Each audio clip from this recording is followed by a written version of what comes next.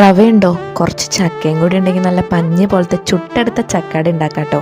മറ്റ് പൊടികളിൽ ഉണ്ടാക്കണതിൽ ഏറ്റവും സൂപ്പറായിട്ട് നല്ല ടേസ്റ്റി ആയിട്ട് ഉണ്ടാക്കാൻ പറ്റുന്നതാണ് റവ കൊണ്ടുള്ള ചക്കട. കുറച്ച് റവ എടുക്കുക, ആവശ്യത്തിനുള്ള ഉപ്പിട്ടിട്ട് ചക്കയും ശർക്കരയും കൂടെ വേവിച്ചിട്ടുള്ള ആ ഒരു മിശ്രിതം ഇതിലോട്ട് ഒഴിച്ചിട്ട് നന്നായിട്ടൊന്ന് കുഴച്ചെടുക്കുക. വാഴല ഇല്ലാണ്ട് എന്ത് ചക്കട അല്ലേ? അപ്പോൾ വാഴല ഇതേപോലെ അങ്ങോട്ട് മുറിച്ചെടുത്തിട്ട് നന്നായിട്ട് അങ്ങോട്ട് കഴുകിയെടുത്തതിന് ശേഷം ഒരു സ്ലാബുമല്ലോ അല്ലെങ്കിൽ ഒരു പാത്രത്തിലോ വെച്ചിട്ട് നമ്മൾ കുഴച്ചെടുത്തിട്ടുള്ള ഒരു കുഞ്ഞി നാരങ്ങ വലിപ്പത്തിലെടുത്തിട്ട് അധികം കട്ടിയൊന്നും പാടില്ല കേട്ടോ, നന്നായി പരത്തിയെടുക്കുക.